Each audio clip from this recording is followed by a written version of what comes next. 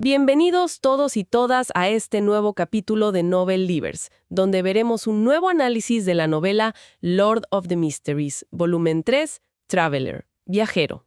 Hoy nos adentramos en los capítulos 623 al 632. Un tramo, bastante intenso donde nuestro protagonista, Clyde Moretty, bajo esa fachada del aventurero German Sparrow, asume quizás su misión de suplantación más arriesgada hasta ahora. Así es. Se trata nada menos que de hacerse pasar por el almirante Amirius Rievelt, una figura de poder inmenso, casi un semidios, allá en la isla Oravi. La tarea inicial, parecía sencilla: mantener las apariencias unos días. Pero claro, como es habitual en este mundo, las cosas se complican rapidísimo. Totalmente. Klein se ve envuelto en una maraña de intrigas políticas, sectas peligrosas y amenazas sobrenaturales que van a llevar sus habilidades de sin rostro, ese cambiaformas experto, pues hasta el límite. Es una verdadera prueba de fuego para su capacidad de actuar y, de sobrevivir. Y el primer obstáculo aparece casi de inmediato. Aston Rievelt, el hermano del almirante y gobernador, le lanza una pregunta un poco capciosa sobre ese asunto. ¿Cómo lo maneja Klein? Pues con pura astucia de sin rostro, la verdad. Usa el conocimiento limitado que Amirius le dio, adopta ese aire aristocrático, distante, y consigue evadir la pregunta. Aunque sí, deja a Aston con la mosca detrás de la oreja, sospechando. Es interesante cómo Klein reflexiona sobre lo que implica actuar a este nivel. Claro. Por un lado, ser una figura tan importante le da cierta protección, ¿no? Nadie se atreve a mirarlo de frente. Impone respeto, sí. Pero por otro lado... Por otro, la presión es constante. Cada detalle cuenta, hasta la comida. Tiene que recordar las preferencias de Amirius, que sí pescado, res, langosta, pero nada de pollo o ganso. Y nota la presencia constante de Luan, el secretario, siempre ahí observando.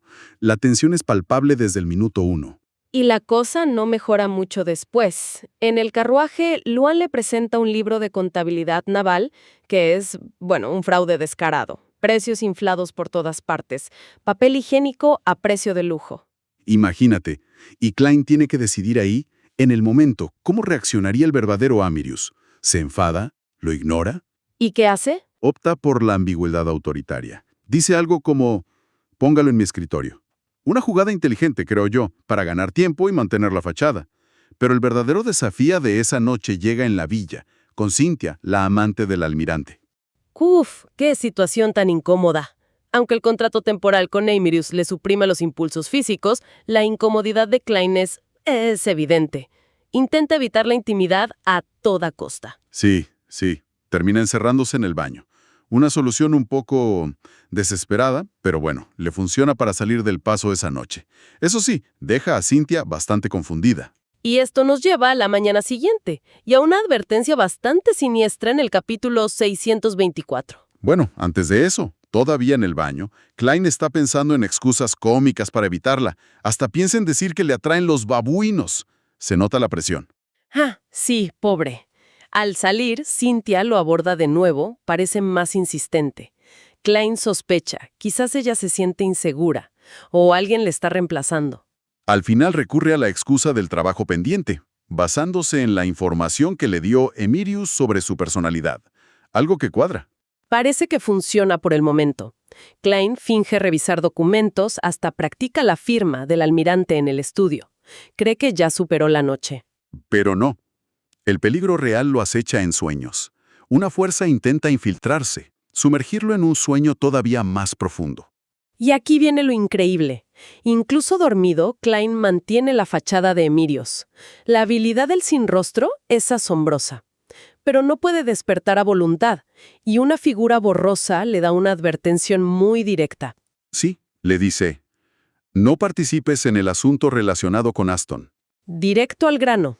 No es una advertencia cualquiera. Las palabras que usa tejedor de leyes Amirius, destino de una era, tendencia de los tiempos, apuntan directamente a la orden del ermitaño del crepúsculo. Esa organización misteriosa que juega con el destino. Exacto.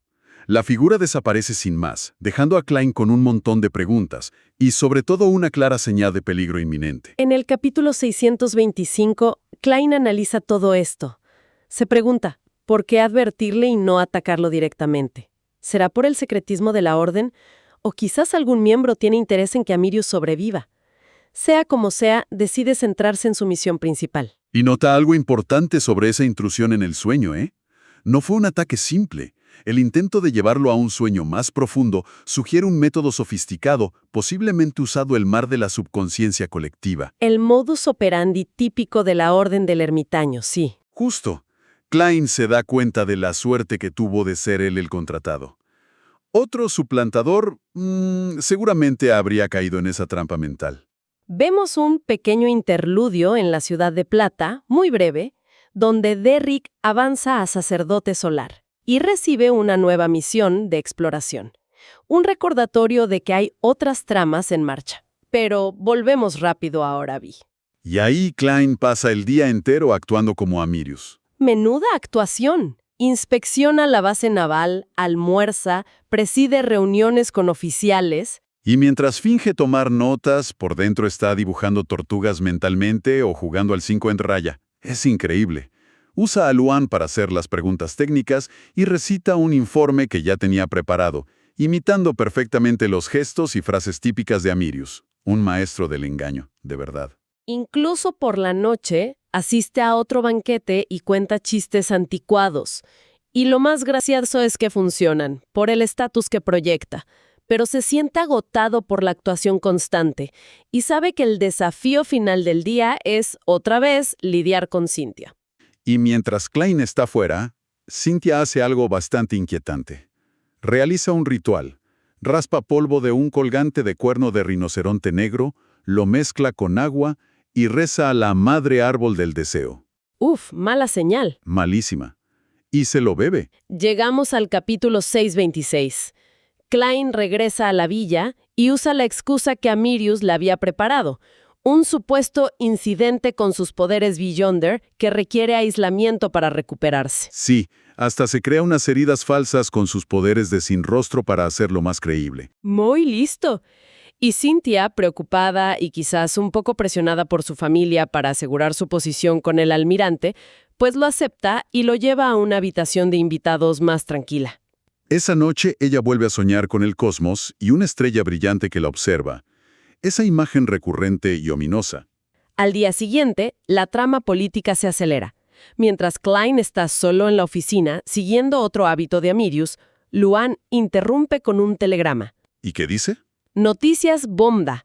Aston ha sido destituido de su cargo de gobernador y el nuevo gobernador llegará ese mismo día. Klein capta al instante que es obra de la Orden del Ermitaño, la advertencia del sueño hecha realidad. Pero mantiene la compostura de Amirius, ¿no? Dice algo como: Estoy al tanto, frío como el hielo. Pero entonces Aston pide ver a Amirius. Menudo dilema para Klein. Claro, tiene que decidir cómo actuaría el verdadero almirante en esa situación. ¿Pesa más su naturaleza conservadora y calculadora o su fuerte valor por la familia? Es una encrucijada difícil. Y aquí vemos la profundidad de su actuación, cómo se mete en el personaje. Toma una decisión que refleja esa dualidad interna de Amirius. Rechaza la reunión formal, pero ordena en secreto que le compren a Aston un boleto de barco de regreso a Backlund. Una forma fría, pero al final protectora de manejar la situación. Exacto. Aston se va decepcionado, llamándolo frío por naturaleza. Y Klein, perfectamente en personaje, esbozó una sonrisa sin emoción alguna, cumpliendo su papel. Más tarde le comunica la noticia a Cynthia, transmitiendo ese dolor contenido, esa impotencia que sentiría el verdadero almirante. Una actuación impecable, pero ¿a qué costo personal para Klein? Esa es la pregunta clave que explora el capítulo 627. Esa noche, solo en su habitación, Klein tiene un momento de introspección muy potente. El dolor oculto y la impotencia que percibe en Amirius resuenan con sus propias experiencias, sus propias pérdidas y traumas. Se da cuenta del peligro real de perderse en el personaje que interpreta. Ser un sin rostro es una herramienta poderosa, pero también te puede consumir si no tienes cuidado. Y ve que ni siquiera los semidioses como Amirius escapan al sufrimiento. Es un momento crucial para su desarrollo, creo yo. Define su propio yo, que a veces siente borroso, a través de una serie de contrastes y características. Es sentimental, pero se ha reconstruido. Está influenciado por los Nighthawks. Es cauteloso, pero también valiente cuando toca. Desea una vida simple, pero el destino lo empuja a la grandeza. Tiene principios firmes sobre el placer y el dinero. Oculta su propio dolor. Se ve a sí mismo como un guardián que lucha contra la locura que amenaza al mundo. Una reafirmación muy necesaria de su identidad en medio de toda esa simulación. Sí, se siente más conectado consigo mismo después de eso. Pero la noche está lejos de terminar. Mientras Cynthia tiene esos sueños inquietantes con el cosmos, Klein despierta de golpe. Ha tenido un sueño erótico muy vívido y perturbador, con Cynthia y otras mujeres que conoce. Y se da cuenta inmediatamente. Que no es una revelación normal de vidente. Exacto. Es una influencia externa. Hay un enemigo actuando en ese momento. Se arma el caos. Se equipa rápidamente con hambre rastrera y el talismán. Escucha ruidos horribles fuera, sonidos de masticación, gemidos lascivos, rugidos. Encuentra a un sirviente devorando comida cruda, a otras sirvientas actuando deseos extraños, primarios. El origen parece ser el dormitorio principal. Y la escena allí es indescriptible. Un olor a lujuria insoportable. Luan, el secretario, observando con una arrogancia fría. Y en el centro, una figura monstruosa. Cynthia. Sí, Cynthia, pero transformada en un ser grotesco de 3 metros, pálido, cubierto de verrugas de árbol y órganos que parecen flores carnívoras. Los guardaespaldas y sirvientes copulan con esta entidad y entre ellos, mientras unas ramas del ser participan también. Es horroroso. Una imagen sacada de una pesadilla cósmica directamente. Y lo peor es que esta Cynthia monstruosa reconoce a Klein, o bueno, a Mirius, y le dice: «Almirante, quiero tener un hijo contigo». Terrorífico. Pasamos al capítulo 628, la prohibición. A pesar del shock y el horror, Klein reacciona. Activa hambre rastrera usando el alma del varón de la corrupción que tiene almacenada, e intenta usar el poder de distorsión en las palabras de Cynthia. Intenta cambiar el «quiero tener un hijo contigo» a «solo deseo tener un hijo contigo», para limitarla. Pero falla. La Cynthia mutada, o la entidad que la controla, resiste el poder. Es demasiado fuerte. ¿Y entonces? Cynthia ataca con ramas y esas flores carnívoras. Klein esquiva como puede y se da cuenta de que necesita usar su carta de triunfo, el talismán de la 9ª ley que le dio Emirius. Pero tiene que pensar rápido. ¿Qué prohibir? Claro, no puede prohibir el deseo en general. Sería demasiado amplio e ineficaz. Piensa en la procreación.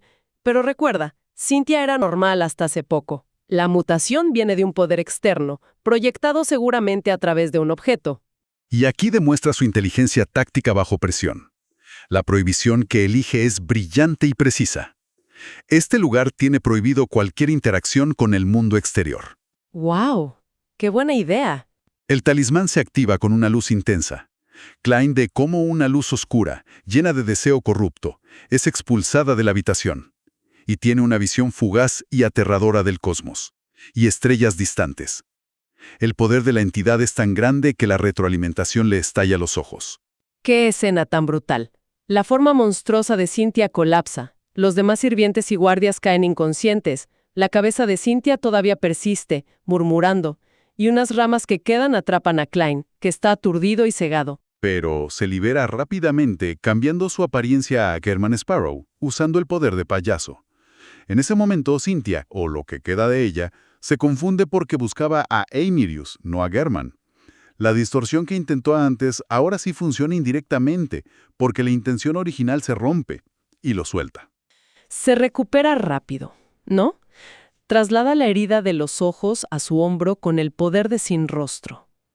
Y entonces, sintiendo algo de piedad por Cynthia, usa una llama sagrada, probablemente del poder del sol que obtuvo de hambre rastrera, para purificar sus restos. Un final trágico para ella, víctima de fuerzas que no comprendía. En el capítulo 629, justo antes de disolverse por completo, Cynthia susurra unas últimas palabras. Madre árbol del deseo, secta del naturismo, sálvame. Klein le dice algo sobre la redención tras la muerte y la purifica completamente. Reflexiona sobre este mundo loco y caótico y decide no canalizar su espíritu. Demasiado peligroso, sí, podría traer atención no deseada o corromperse él mismo. Revisa a los inconscientes, incluyendo a Luan. Se pregunta por qué él, Klein, no fue afectado tan intensamente. Quizás por la protección de la niebla gris o por el contrato con Eimirius. No está seguro. Vuelve a la forma de Eimirius. Encuentra el colgante de cuerno de rinoceronte negro, ahora está agrietado y sin poder. Confirma que ese era el objeto peligroso, el catalizador. Despierta a Luan y le ordena investigar inmediatamente a la secta del naturismo, esos adoradores de la madre árbol del deseo, empezando por el círculo social de Cynthia. Mientras espera en el estudio, Klein sigue pensando en esa visión del cosmos y las estrellas que tuvo al usar el talismán.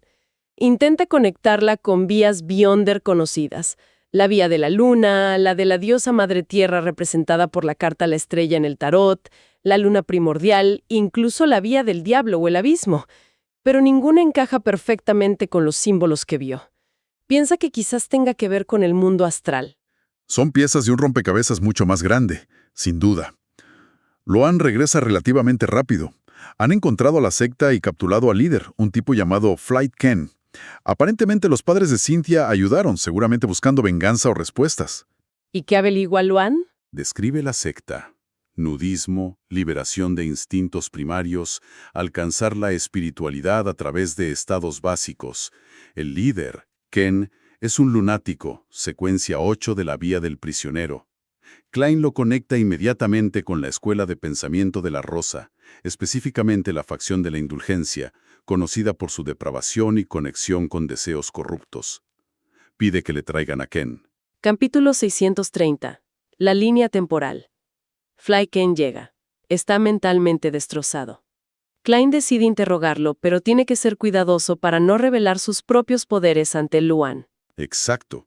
Usa hambre rastrera de forma encubierta, canalizando el alma de un interrogador, secuencia 7, vía del árbitro, que debe tener almacenada.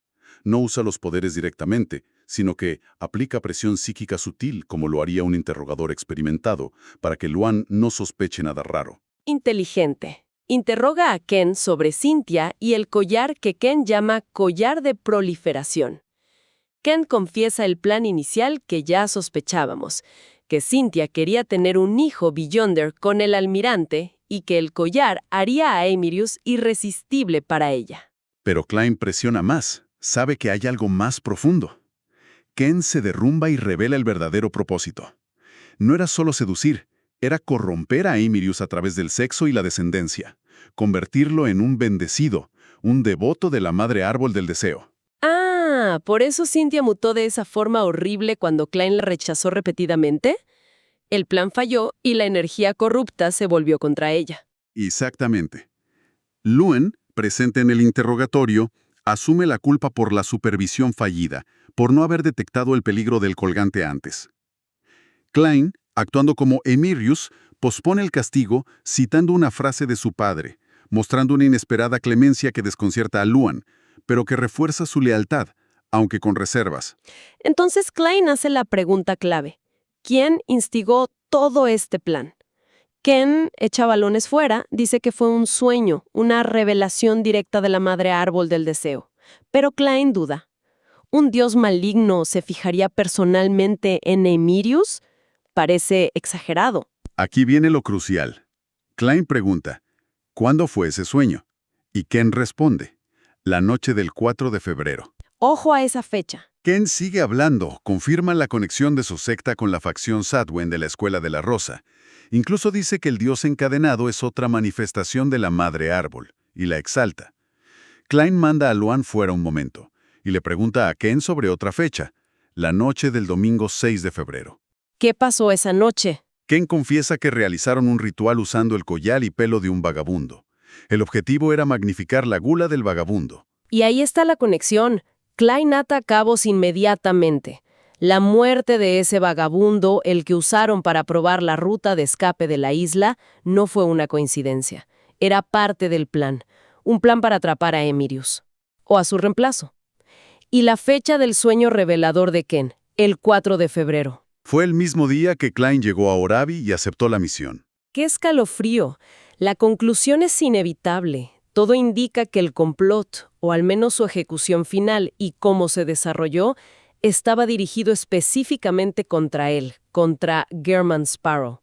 En el capítulo 631, Klein entra, comprensiblemente, en modo paranoico. Analiza toda la situación. La cronología encaja perfectamente con su llegada y sus acciones. Si el objetivo original hubiera sido solo Eimirius, el plan tenía fallos evidentes. Su propia presencia como sustituto lo demuestra. Pero si el objetivo era él, todo cobra un sentido mucho más siniestro. Pero quedan muchísimas preguntas sin respuesta, ¿no? Muchísimas. ¿Cómo sabían que lo contratarían a él específicamente? ¿Por qué querrían corromperlo a él, a German Sparrow? Su rencor pasado con la Escuela de la Rosa justifica la atención directa de un dios maligno como la Madre Árbol del Deseo. Y lo más inquietante de todo, ¿cómo fue engañada su adivinación sobre la misión usando la niebla gris? ¿Cómo no detectó este peligro? ¿Es posible que el poder de la Madre Árbol supere incluso la protección de un artefacto sellado grado 0, como la niebla gris? ¿O hubo alguna otra interferencia? Y otra cosa, si él era el objetivo principal, ¿por qué el plan fue relativamente fácil de desbaratar una vez que entendió lo que pasaba? Parece contradictorio. Demasiadas incógnitas. Klein confirma que Ken no miente sobre los hechos, usa una moneda para verificarlo, no se atreve a usar adivinación formal. Luego, asqueado por todos los horrores que Ken confiesa haber cometido en el pasado, asesinatos, torturas, manipulación, decide alimentarlo a hambre rastrera. Y obtiene así la característica Beyonder de lunático.